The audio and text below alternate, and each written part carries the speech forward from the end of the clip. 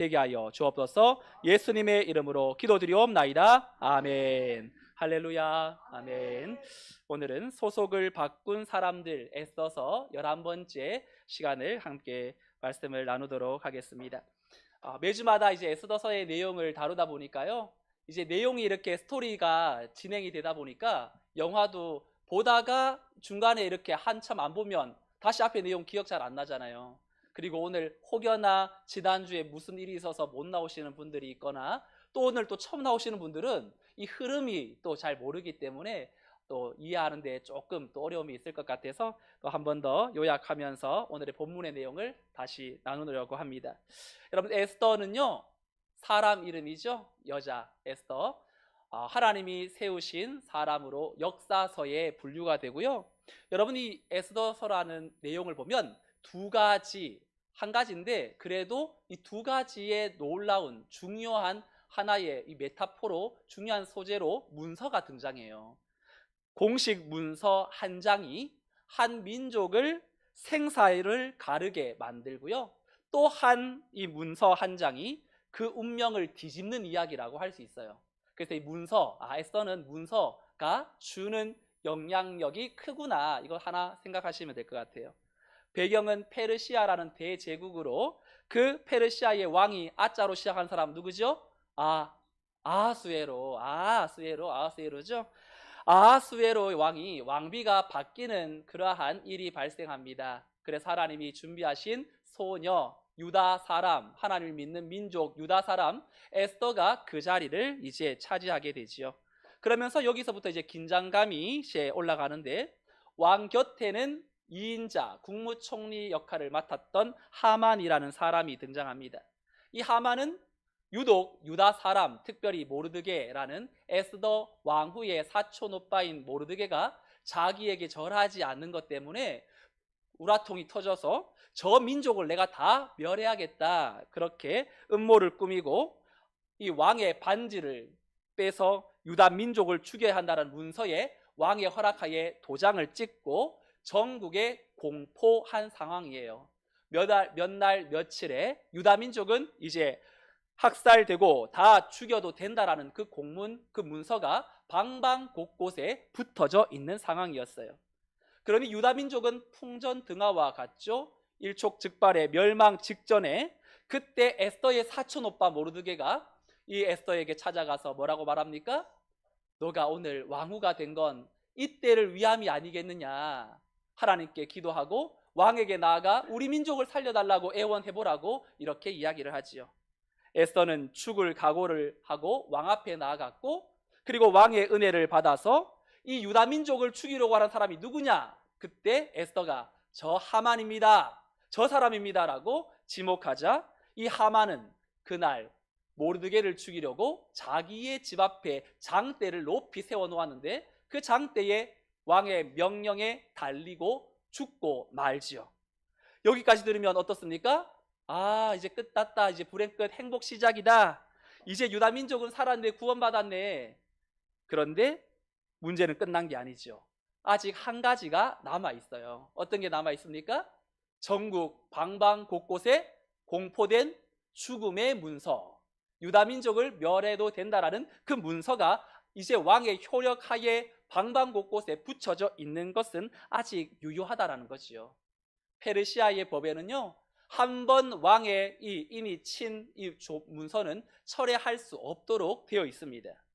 이 지점에서 오늘 본문 8장이 시작되고 있어요. 사랑하는 성도 여러분, 사람은 능력으로 사는 것처럼 보여도, 내가 잘하는 것이 많아서 그것 때문에 사는 것처럼 보여도요, 결정적인 순간에는 능력이 아니에요. 내가 어디에 속해 있느냐라는 소속의 모든 운명이 결정이 됩니다. 한 청년이 있었어요. 늘 불안한 청년이었어요. 늘 일은 하고 있었지만 자신이 어디에 속한 확신이 없는 채 회사에나 가정에나 또 사회에나 이 사람은 임시로 있는 사람이었어요. 왜냐하면 아직 임시, 이 채용이 정규직으로 안 되고 일용직이었거든요. 그러니까 정규직이 아니니까 어떻게 될지 항상 조마조마하죠, 자기의 이 삶이. 그러니까 하는 일마다 자신도 없고 또 힘도 없고 여러 가지 또 이 사람이 목적도 없고 나는 어떻게 될까 늘 불안하고, 근데 어느 날 회사에서 입시 채용에 최종 합격, 이제 정식 직원으로 이 사람이 발탁이 됩니다. 그러고 나서 유니폼도 받고 사원증도 받아요.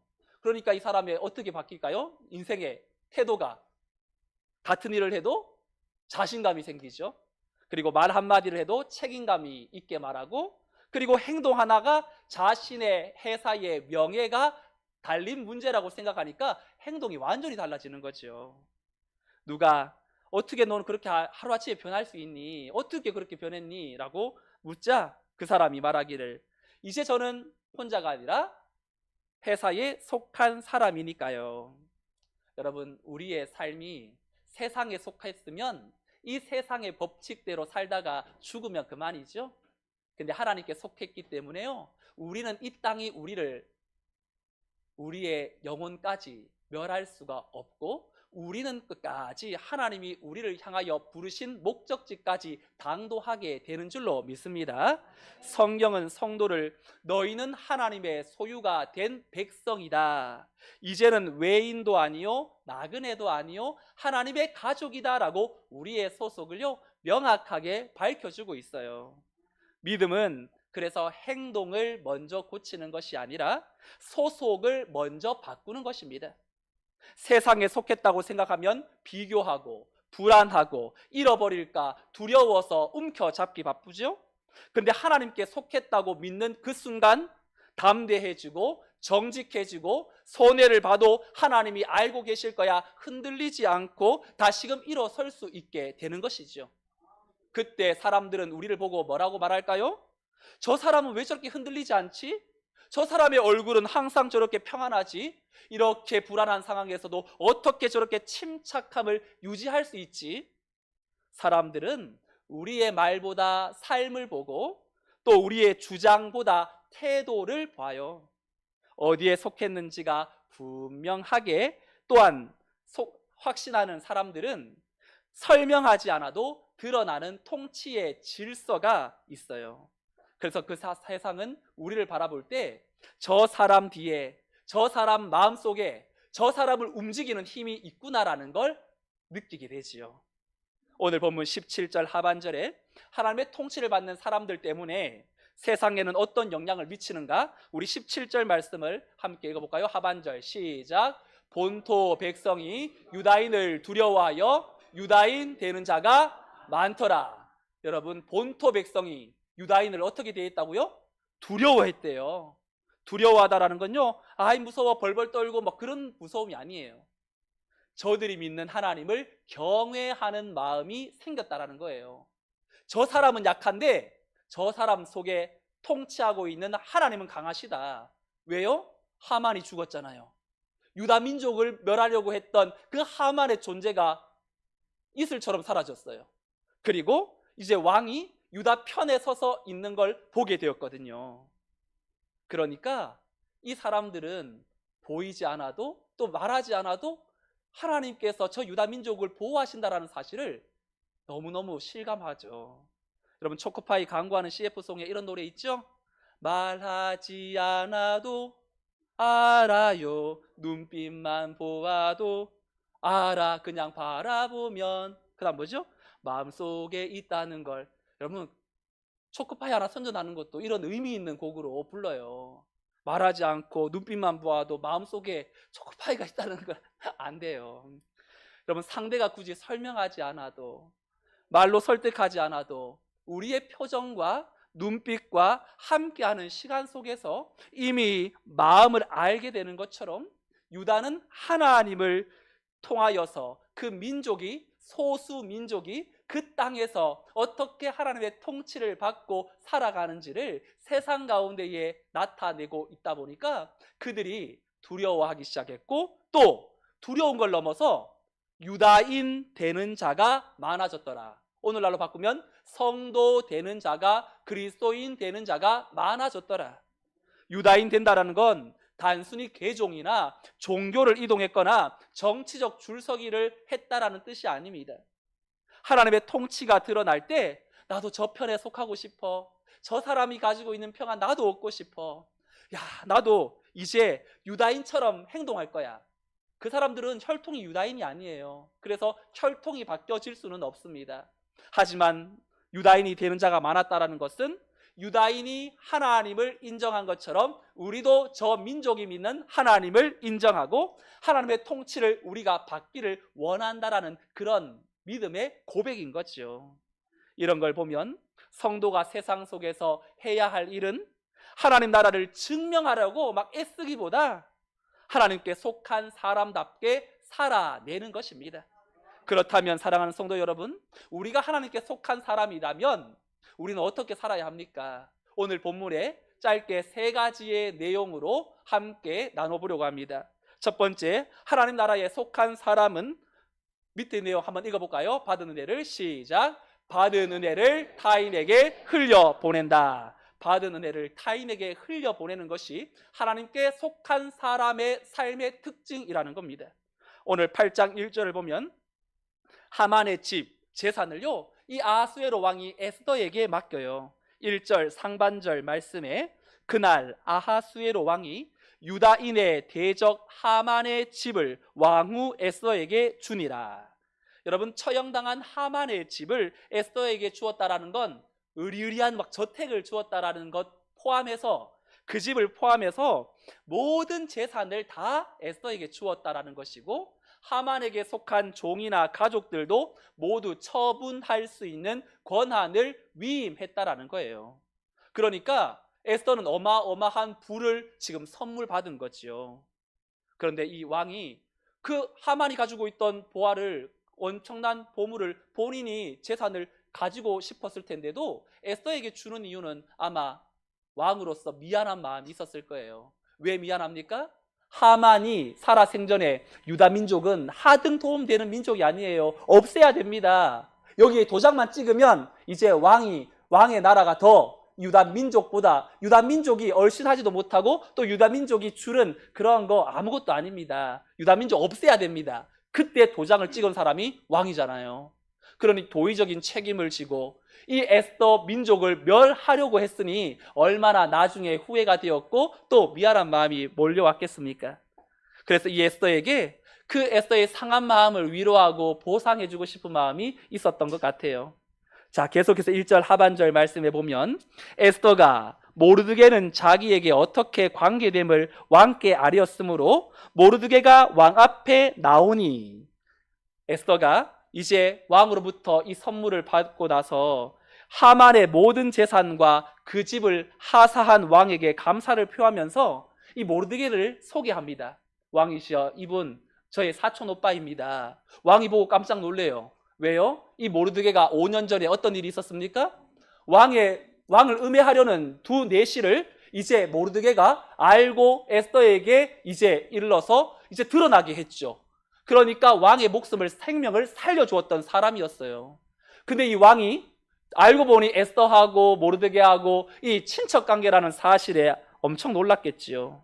그리고 지혜롭고 선한 에스더를 잘 길러서 정말로 이제 이 나라에 필요한 역할을 하도록 만든 그 모르드게에게 파격적인 인사를 이제 단행하는데 2절 말씀에 보니까 왕이 하만에게서 거둔 반지를 빼어 모르드게에게 준지라.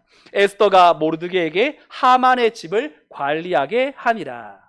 왕이 하만에게 준 반지를 빼어 모르드게에게 주었다라는 것은 위치가 어떻다는 거죠? 바뀌었다는 거지요. 총리가 되었다라는 겁니다. 더 나아가 에스더가 왕에게 받은 하만의 집과 그 전 집의 경영권을요, 이 모르드게가 관리하도록 넘겨요. 에스더가 도리어 새로운 총리에게 이건 제가 맡을 것이 아니라 지혜롭게 오라버니가 맡아서 경영해 달라고. 여러분, 에스더는 왕으로 엄청난 부를 개인의 욕심을 채우는 수단으로 여기지 않습니다. 어떻게 하면 더 아름답게, 더 바람직하게, 더 성공적으로 자신이 맡은 권한을 위임하고 나누어 주며 또 다른 이들을 생각하는 마음이 있었죠. 여러분, 우리는 하나님이 힘을 주실 때 이게 내 능력으로 얻은 힘이다 생각하고 거기에서 경거망동하다가 무너지는 경우가 참 많죠. 성공을 잘 관리하지 못해서 무너진 사람들이 얼마나 많이 있습니까? 그런데 지혜로운 에스더는 절제하고 내려놓음으로 갑자기 굴러 들어온 성공도 관리함으로 그것을 더 아름답게 만들어내는 그러한 능력을 가지고 있었지요. 사랑하는 성도 여러분, 오늘 우리가 말씀을 통하여 점검할 것 첫 번째, 하나님이 내게 주신 것들이 있어요. 크든 작든 물질이든 재능이든 영향력이든 시간이든 그것을 내 소유로만 보지 말고 또한 하나님이 주신 것을 통하여 나는 그것을 나누고 또한 하나님의 사랑을 드러내고 있는가? 정말 우리에게 맡겨주신 건 내 것이 아니라 하나님의 것임을 기억하고 흘려보내는 하나님께 속한 믿음의 권속들이 되시기를 주님의 이름으로 축원합니다. 하나님의 나라에 속한 사람 두 번째는요, 함께 또 선포해 볼까요? 두 번째, 시작. 기도로 역사를 움직인다. 하나님께 속한 사람들은 기도로 역사를 움직인다라는 겁니다. 에스더는 부를, 모르드게는 지위를 얻었어요. 그런데 에스더는 여기서 만족할 수 없어요. 왜냐하면 자기는 잘 먹고 잘 살 수 있는 위치에 있지만 자기 민족은 아직도 이 죽음의 조서에서 시달리고 있었거든요. 3절, 이때 에스더가 왕에게 어떻게 합니까?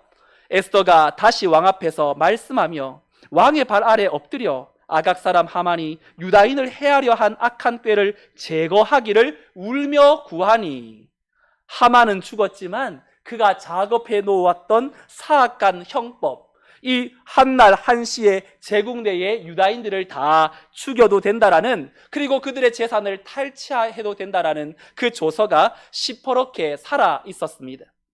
이제 9개월 후면 효력을 발휘하게 되는데, 이 페르시아 제국은 어림잡아서 1억 명 정도가 있다고 추산하고 그 당시 유다인들은 400만 명 정도 있을 것이라고 학자들이 추정합니다. 그러니까 이 페르시아 이 왕의 인이 찍혀서 반포된 법은 철회할 수 없는 상황에 에스더는 울면서 우리 민족을 좀 구해달라고 요청하는 거죠. 죽음의 위기에 놓인 동족을 위하여 그가 할 수 있는 건 이 법령을 또한 세웠던, 도장 찍었던 왕에게 더 나아가는 것밖에 없었어요. 6절에도 보니까 내가 어찌 내 민족이 화당함을 참아보며 내 친척의 멸망함을 참아보리까. 에스더에게는 부족한 것이 없죠. 돈도 명예도 권력도 다 갖췄었어요. 그럼에도 자기의 민족이 지금 죽음의 기로 앞에 놓여 있다는 이 사실 앞에 그는 나의 성공이 아니라 우리 민족의 구원이 더 크고 더 중요한 문제였던 거지요. 에스더가 왕에게 탄원하고 싶지만 에스더는 사람 왕이 아니라 이미 앞서 4장에서부터 이 일을 해결해 달라고 금식하며 하나님께 기도했던 사람이에요. 우리가 사람에게 이것 좀 해달라고 막 엄청나게 이렇게 부탁하고 하지만 그럴 필요 없죠. 사실 모든 상황과 환경을 주도하는 분은 바로 우리 하나님이시니까요. 이런 걸 보면 기도하는 민족만큼 기도하는 지도자를 둔 민족만큼 복된 민족은 없어요.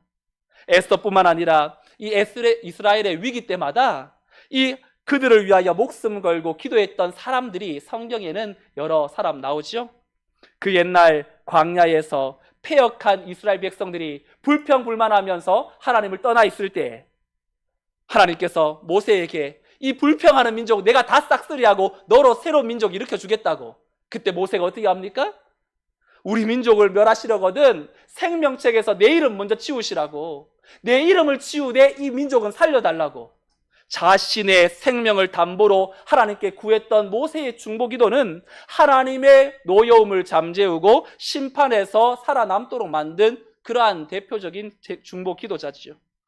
사무엘 선지자는 하나님 앞에 평생 이 민족을 위하여 기도하는 죄를 쉬지 않겠다고 그렇게 말했고, 페르시아 황제의 채측근 신하로 살았던 눈물의 선지자 느헤미야도 예루살렘에서 고통받고 있는 유다 민족을 위하여 눈물로 기도하며 하나님께 은혜를 간구했던 사람, 바벨론 제국의 총리까지 올라간 다니엘은 바로 예루살렘을 향하여 창문을 열어두고 하루 3번씩 기도했던 사람.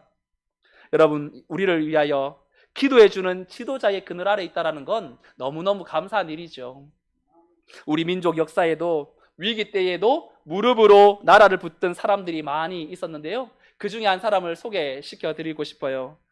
경기도 양평에 위치한 이 가나안 농군학교가 있는데요. 들어보셨을 거예요. 기독교 농촌운동 지도자 교육에 헌신했던 제일 왼쪽에 있는 이 김용기 장로님이신데요. 이분이 1909년도에 태어났어요. 일제강점기 때.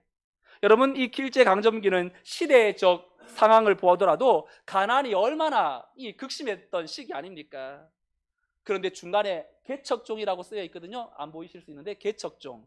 여러분, 개척종은 아침에 일어나서 이 종을 울려요. 오늘도 새 아침을 깨우겠다고. 근데 이걸 누가 영감을 받냐면 박정희 대통령이 영감을 받아요. 여기 찾아와가지고, 야, 장로님, 이거 이 나라에 필요한 겁니다. 이 가나안 농군학교 그냥 개인이 운영할 거 아닙니다. 나라에 족속시켜서 내 나라 지원해 드릴 테니까 마음껏 지도자 양성하시라고. 그때 장로님이 정말 도와주시려거든 이런 한 푼 안 주는 걸 그것이 우리를 도와주는 거라고. 우리가 나라의 도움을 받으면 이 기세, 이 영적 야성이 사라질 거라고.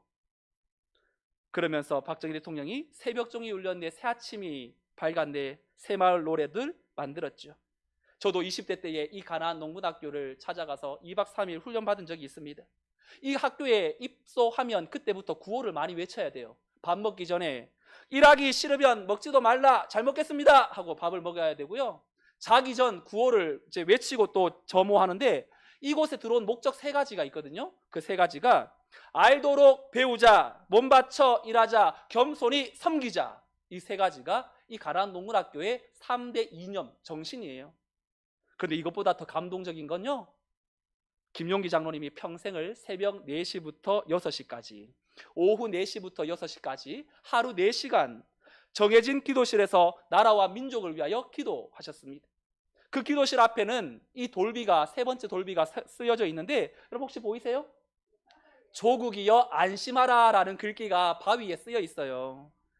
이것은 줄임말인데요, 이 전체 문장은 조국이여 안심하라, 내가 기도하고 있다.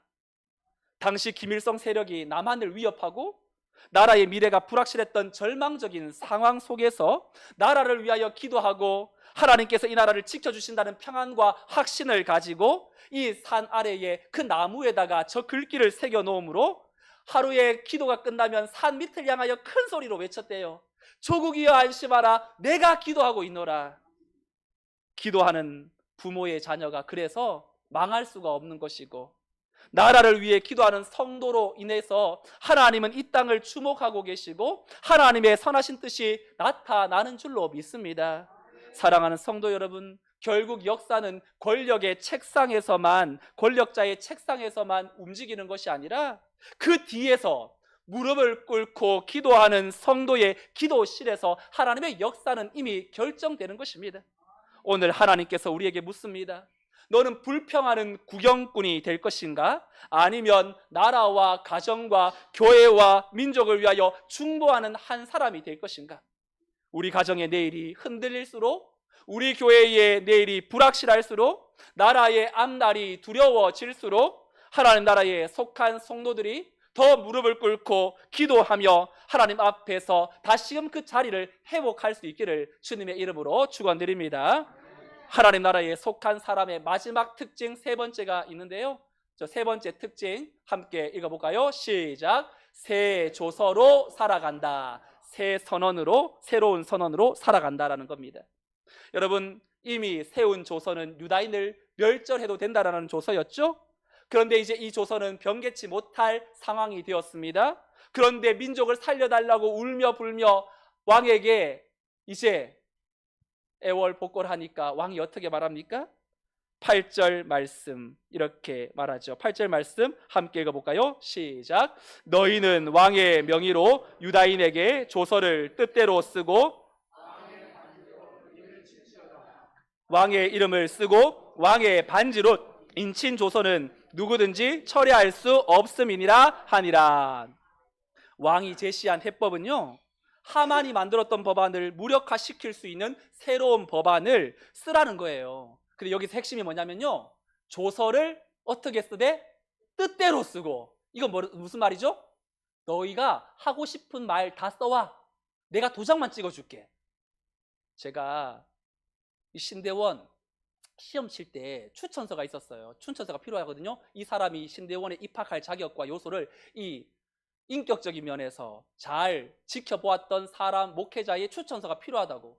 그 목사님한테 가서 목사님 나 신대원에 가야 되는데 추천서 써달라고. 근데 목사님이 저보고 승일아 너 원하는 대로 다 써와. 내가 사인해줄게. 아니 목사님이 써주셔야지. 너가 쓴 대로 다 써와. 내가 너 알잖아. 그 제가 제한테 추천서를 쓰고 목사님이 사인해줬던, 약간 이거 말하면 안 돼요. 그만큼 저를 믿었던 거죠. 네. 여러분 지금 이런 상황이에요. 너희는 왕의 명의로 유다인에게 조서를 뜻대로 쓰고 왕의 반지로 내가 이는만 쳐줄게. 너희들 머리를 골똘히 맞대고 이 법안을 너희가 어떻게 하면 이걸 해결할 수 있는지 너희들이 더 잘할 것 같다. 너희들 뜻대로 써와. 내가 도장 찍어줄게. 이 말은 너희가 무엇을 쓰든 내가 허락해 주겠다라는 거지요. 너희들이 살 길을 스스로 찾으면 내가 전폭적으로 지원해 주겠다라는 그런 의미예요. 그러면서 이들은 조서를 어떻게 작성합니까? 11절 말씀도 함께 읽어볼까요? 11절 시작. 조서에는 왕이 여러 고을에 있는 유다인에게 허락하여 함께 모여 스스로 생명을 보호하여 각 지방의 백성 중 세력을 가지고 그들을 치려하는 자들과 그들의 처자를 죽이고 도륙하고 진멸하고 그 재산을 탈취하게 하되, 하만을 통해서 처음 내세웠던 조서에 이어서 어떤 조서가 반포되냐면 이제 이 유다인들은 그저 가만히 앉아서 죽지 않아도 됩니다. 방어할 수 있습니다. 이거 함께 마음 모아서 이제 역습할 수도 있습니다. 만약 유다인들을 공격하려는 사람들을 만나면 죽이고 재산도 탈취할 수 있습니다 라는 그런 왕의 명령을 담은 조서를 꾸몄어요. 여러분 그러면 질문이 생기죠? 아무리 조서를 꾸며도 유다인들이 힘이 있어야 이들을 뭐 치기도 하고 역습할 수도 있는 거 아닌가? 맞아요. 대적들의 세력이 더 강하면 어떻게 공격해오면 막아낼 재갈은 없겠죠. 단지 문서만 가지고는 이런 강한 대적들을 이길 수는 없을 겁니다. 그런데요, 이 조서 한 장이 사람들의 마음을 녹여요. 힘의 논리가, 지금 움직이는 정세가 어디로 나가고 있는지를 보는 거지요. 그전에는 하만의 편지에 힘을 실어서서 이제 유다민족을 죽이는 거는 너무 쉽지만 이제 유다민족을 어떻게 하면 왕도 유다민족 편에 서 있다는 사실을 이 조서를 통하여 드러나니까, 야, 유다민족 뭐 죽이거나 저들 공격한다고 해서 우리에게 하등 이익이 될 것이 없다라는 그런 판세가 느껴지는 거 아니겠어요? 나라가 이제 유다인들의 편에 섰다라는 걸 온 민족들이 알게 되는 겁니다. 그러니까 이 조서는요, 유다인들에게 행정적 차원에서든지 치안적 측면에서든지 우군이 되는 거지요. 사랑하는 성도 여러분, 하나님 나라에 속한 성도에게도 새 조서가 있다라는 사실 여러분 알고 계세요? 새 조서 성경 말씀에 있죠? 여러분 성경은 구약과 신약으로 나뉘어져 있잖아요. 구약은 예수님이 오시기 전에 약속된 내용, 예전의 약속, 옛 언약, 옛 약속이라고 하고, 신약은 새로운 약속인데, 조금 더 설명하면 구약은 인간이 죄로 말미암아 하나님의 약속을 어겼음으로 말미암아 하나님이 이 어긴 인간을 어떻게든지 구원하려고 하는 설계도, 그것이 바로 구약. 하나님께서 이렇게 구원하실 것이다. 너희에게 한 사람이 나타날 것인데 그 사람이 구원할 것이다. 오실 예수님을 소개하고 있다면, 신약은 그 설계도에 따라 약속된 성취의 말씀으로 하나님께서 보내시겠다고 한 그 사람을 이제 보내셔서 약속을 성취하고, 또 인간의 죄에도 불구하고 누구든지 예수 이름을 부르는 자는 구원을 얻도록 만드시는 하나님의 약속이 담겨 있는 것이 이 신약이 아니겠습니까? 그런데 여러분, 이 신약은요, 또 약속의 말씀이 굉장히 많은데요, 집중되고 있는 거, 그 중에서도 가장 많이 반복되고 강조되고 있는 약속이 있어요. 바로 하나님의 임재의 약속. 내가 너를 떠나지 않겠다, 내가 너와 함께 하겠다라는 이 약속이 엄청나게 많이 들어있는데, 그 중에 대표적으로 마태복음 28장 20절에 마지막 절을 보면 내가 세상 끝날까지 너희와 항상 함께 있으리라. 히브리서 13장 5절에 내가 결코 너를 버리지 아니하고 떠나지 아니하리라. 너라는 2인칭 주어를 사용해서 바로 우리 한 사람 한 사람에게 하나님이 주시는 약속이죠. 이것이 바로 새로운 조서가 아니겠어요? 그런데 문제는요, 하나님은 함께 하시겠대요. 오늘도 우리와 함께 하고 계시는 줄 믿어요. 그런데 문제는 내가 하나님과 함께 하고 있냐죠. 하나님은 함께 하시는데 내가 함께 하지 못하고 있으니까 그때 신앙의 결핍, 또한 하나님과의 단절, 거리가 멀어지는 거 생기는 거죠. 여러분, 누가복음 15장에 보면 아버지의 품을 떠난 둘째 아들이 성경에 기록이 되어 있어요. 자기 멋대로 허랑방탕하게 아버지가 준 재산을 다 탕진하고 돌아왔어요. 거짓골로 하고 왔는데 그 멀리에서 아버지가 아들을 보고 알아보고는 달려가서 목을 끌어안고 입 맞추고 왜 이 모양이냐 그러면서 신발을 새 신으로 바꾸고, 그리고 가락지를 끼우고, 무엇들 하느냐, 살찐 송아지를 잡아와서 잔치를 벌이자, 이는 잃어버렸다가 찾은 내 아들이다, 그렇게 반겨주지요. 그런데 이 상황을 꼴사납게 보는 한 사람이 있었어요. 누구죠? 첫째 아들. 그 집의 첫째 아들이 밭에서 일하다가 돌아와서 보니까 집안이 막 풍악 소리가 나고 잔치 소리가 나길래 한 종을 불러가지고 이 무슨 일이냐, 어떻게 된 거냐 그랬더니 당신의 동생이 돌아와서 아버지의 입이 귀에 걸려가지고 지금 너무 좋아서 살찐 소를 잡고 지금 잔치를 벌이고 있어요. 이때 아들이 아버지를 향하여 어떤 반응을 합니까? 29절 30절에 보니까 아버지께 대답하여 이르되 내가 여러 해 아버지를 섬겨 명을 어김이 없거늘 내게는 염소 새끼라도 주어 나와 내 벗으로 즐기게 하신 일이 없더니 아버지의 살림을 창녀들과 함께 삼켜버린 이 아들이 돌아오매 이를 위하여 살찐 송아지를 잡으셨나이다. 큰아들은 뭐라고 말합니까? 아버지, 나 진짜 너무 좀 그런데 나 아버지 명 어긴 적 없어요. 여러 해 동안 아버지 말 잘 들었지요. 큰아들은 살아가면서 아버지의 말을 어긴 적이 없다라는 걸 섬김이라고 생각했어요. 근데 여러분, 아버지 편에서 내 아들은 내 말 잘 들어야 해, 내 말만 듣고 살아야 해, 이게 그 아버지의 목적일까요? 아니겠죠. 부모의 목적은 자녀의 행복 아니겠어요? 정작 아버지의 관심은 아들의 행복이에요. 그런데 우리는 내가 행복하냐 안 하냐가 중요한 것이 아니라 아버지의 명령을 잘 지키고 있느냐. 아들인데 아들이 아니라 무엇으로 살고 있죠? 종으로 살고 있어요.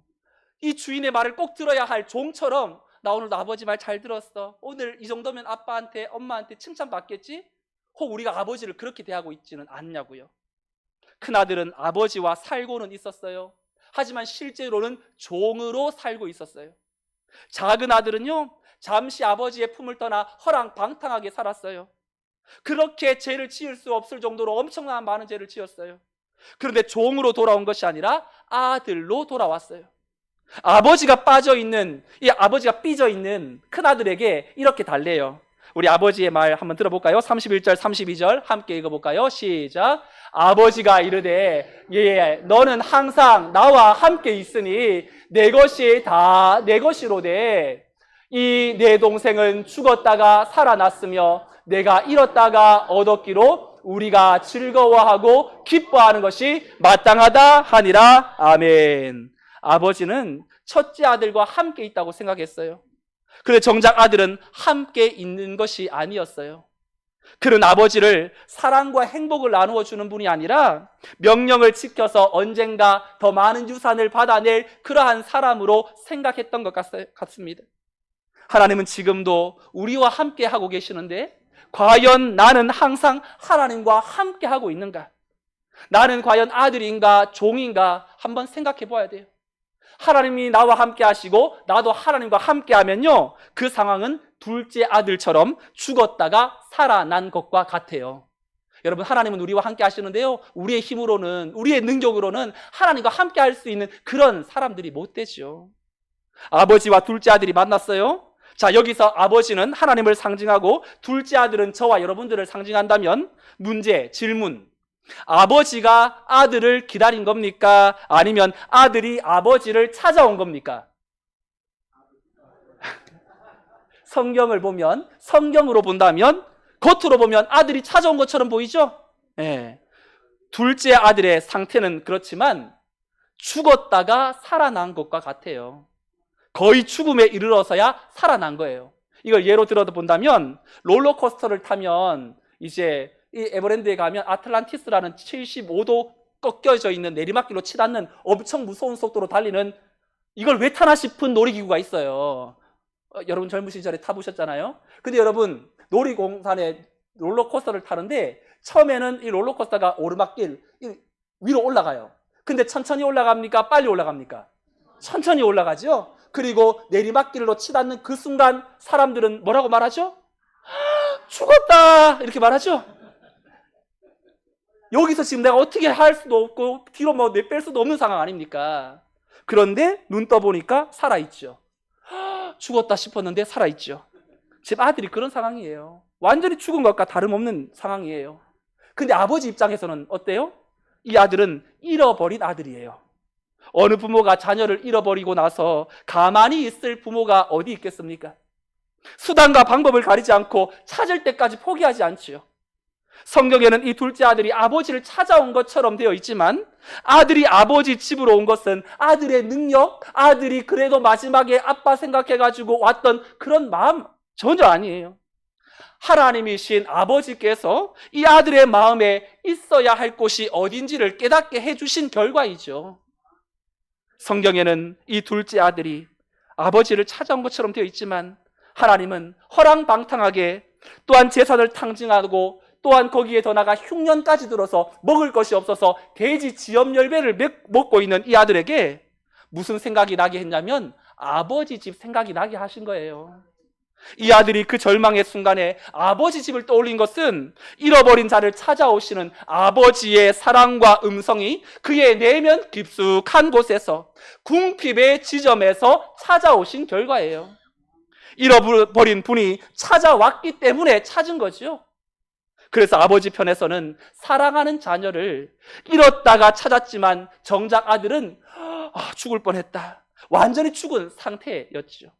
우리는 하나님 앞에 한 발자국도 우리와 함께 하시는 하나님 앞으로 나갈 수 없는 사람들입니다. 구원의 출발은요, 내가 있는 자리에서 인생의 의미를 잃고 방황하면서 세상의 것으로 채우려고 했지만 만족이 없고 또한 처절한 최고의 약함과 가장 약한 상태 꼼짝달싹 못하는 그 지점에 하나님의 구원이 우리에게 슬며시 들어와요. 너 많이 힘들지? 너 있어야 될 곳 거기 아닌 거 알지? 너 기다리고 있는 거 알지? 일어나 나에게 나와. 하나님의 마음이 마치 영적 아버지처럼 우리의 마음 가운데 들리게 되는 순간이 있다라는 것입니다. 성도가 붙잡아야 할 새로운 조서는 내가 세상 끝날까지 너희와 항상 함께 하리라. 결국 우리의 일이 아니라 하나님께서 잃어버린 자들을 찾아내셔서라도 함께 하시겠다라는 약속이에요.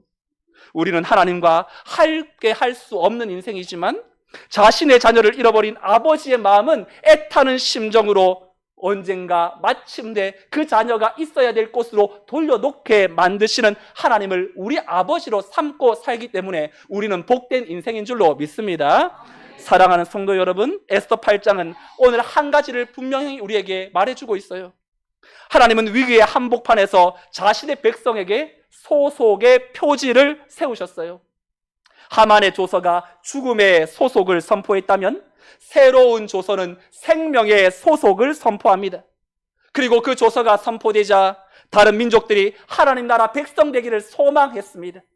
결국 하나님 나라가 확장되는 것은 말이 아니라 드러나는 삶, 소속에 합한 삶이 바로 능력이라는 사실이죠. 오늘 우리에게 하나님이 주신 새로운 조서, 내가 너와 함께 하겠다라는 이 분명한 말씀, 내가 혹 하나님과 떨어져 있어도 나를 포기하지 않고 둘째 아들이 아버지에게 다가오게 만들도록 그 심령을 열어 주께로 나오게 하시는 그 하나님의 강권하심의 은혜가 오늘 우리에게 하나님께 속한 자로 받은 은혜를 세상을 향하여 이웃들을 향하여 흘려보내는 사람으로 기도의 자리를 회복함으로 나의 기도가 오늘 또 다른 사람을 하나님의 자녀로 소속하게 만드는 아름다운 통로라는 사실을 기억하고 새 조서를 붙들고 상황이 불리하고 두려움이 다가와도 더 이상 정죄하거나 불안하거나 염려하지 않고 하나님과 함께 하심을 믿고 순종으로 우리의 가야 할 걸음을 믿음으로 뚜벅뚜벅 걸어가는 하나님의 권속들이 되시기를 주님의 이름으로 축원드립니다. 아멘. 다 같이 자리에서 일어나셔서 오늘 말씀을 생각하면서 이 찬양을 함께 나누었으면 좋겠습니다. 이 찬양의 첫 가사 소절이 어둠 속 헤매이던 내 영혼이에요. 근데 그때 그 지점에 갈 길 몰라 방황할 때에 하나님께서 아버지처럼 찾아오시는 찬양, 함께 말씀을 생각하며 찬양하겠습니다.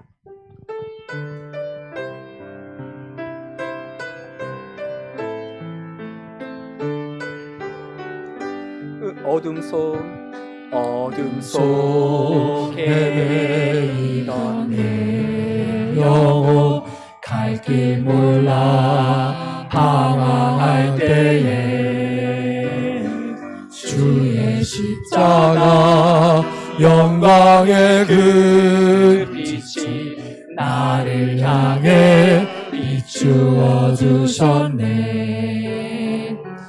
주홍빛보다 더 붉은 내 죄 그리스도의 피를 씻기어 완전한 사랑 주님의 은혜로 새 생명 주께 얻었네. 은혜 아니면 나서지 못하네.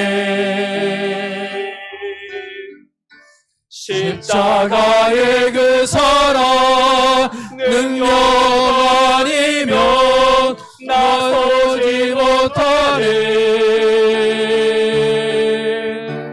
은혜 아니면 나서지 못하네.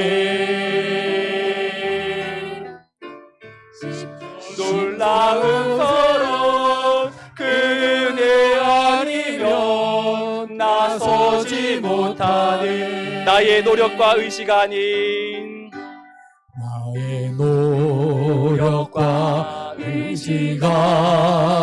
아닌 오직 주님의 그 뜻 안에서 의로운 자라 내게 말씀하셨네. 완전하신 그 은혜로 은혜 아니면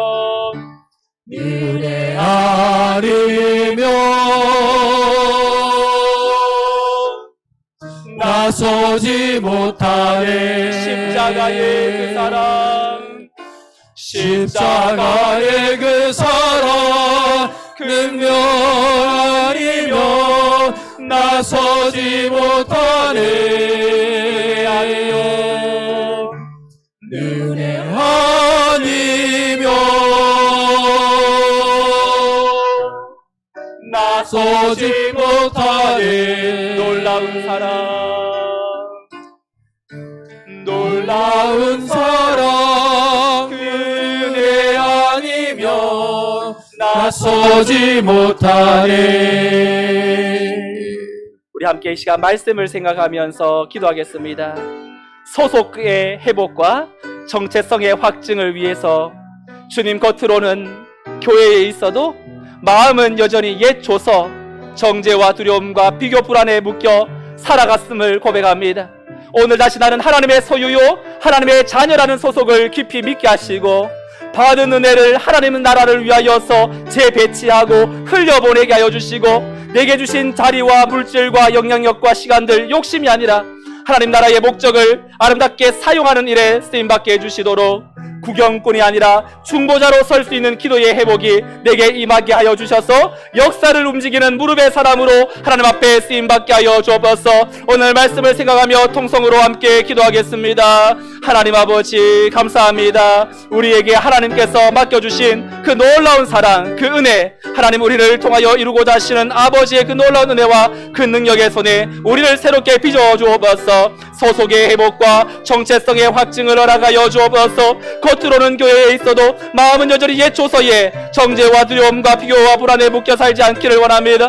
오늘 다시 나는 하나님의 소유요 하나님의 자녀라는 소속을 깊이 있게 명심하게 하여 주시고, 받은 은혜를 하나님 나라를 위하여 흘려보내게 하여 주옵시며, 하나님이 주시는 은혜의 통로를 하나님 앞에 아름답게 나아감을 통하여서 내게 주신 자리와 물질과 영향력과 시간을 욕심이 아니라 하나님의 나라의 목적으로 사용할 수 있도록, 또한 구경꾼이 아니라 중보자로 서서 하나님을 울며 기도하며 하나님 앞에 나아갈 때마다 주께서 우리를 통하여서 이루고자 하시는 하나님의 그 선하신 뜻을 나타낼 수 있도록 도우시고 인도하여 주시옵소서. 하나님께서 붙드시는 하나님의 놀라운 그 능력을 맛보게 하여 주시옵소서.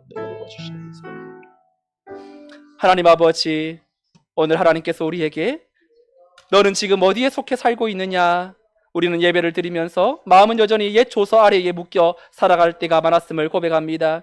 정죄와 두려움과 비교와 불안과 나는 안 된다라는 낙인이 우리의 생각을 지배하며 정말 아버지 집에 있으면서도 큰아들이 아니라 정말로 아들이 아니라 종의 마음으로 살았음을 고백합니다. 주님, 오늘 우리에게 그 묶임을 끊어주시고 하나님 은혜의 새 조서를 허락하여 주옵소서. 내가 결코 너를 버리지 아니하고 떠나지 아니하리라. 내가 세상 끝날까지 너희와 항상 함께 있으리라. 이 약속을 굳건히 믿고 우리에게 다가오는 삶의 자리에서 하나님을 날 향한 이 최종 판결은 분명히 나와 함께 하신다는 사실 앞에 우리가 무너지지 않게 하여 주시고, 오늘 아버지께서 우리 마음속에 너가 있어야 될 자리가 거기가 아니라고 우리 마음 가운데 아버지의 마음을 깨닫게 하신다면 그 자리에서 돌아서게 하시고 하나님의 사람으로서의 소속과 받은 은혜의 사랑을 흘려보내며, 또한 하나님 앞에서 아름답게 이 땅에 우리 가정과 교회와 민족을 위하여 기도하는 하나님의 사람으로 쓰임받게 하여 주시옵소서. 그리함으로 말미암아 우리의 삶이 주님의 약속 붙들고 믿음으로 맡겨주신 삶을 뚜벅뚜벅 힘있게 주님과 함께 전진해 나가는 성문의 모든 하나님의 가족들이 되게 하여 주옵소서. 이제는 우리 주 예수 그리스도의 은혜와 하나님의 크신 사랑과 성령님의 인도 보교통 충만 역사하심이 은혜 아니면 살아갈 수 없음을 고백하고, 내 존재가 누구에게 속해져 있는지를 다시 한번 확인하고 세상이 아니라 하나님의 자녀로 하나님의 부르심에 받은 자답게 하나님의 은혜를 흘려보내고 믿음의 복된 중보자의 사명을 감당함으로 하나님 앞에 아름답게 동행하며 나가기를 다짐하는 성도들의 모든 삶과 저들의 가정과 자녀와 생업 위에, 오늘도 나오고 싶으나 육신의 공고함과 어려움을 당한 이들을 위해 국방에, 또한 하나님의 군 복무를 감당하는 주의 종들, 또한 하나님의 자녀들 그들의 인생 여정 위에, 이 나라 민족 열방 위에 이제로부터 영원토록 함께 있을지어다. 아멘.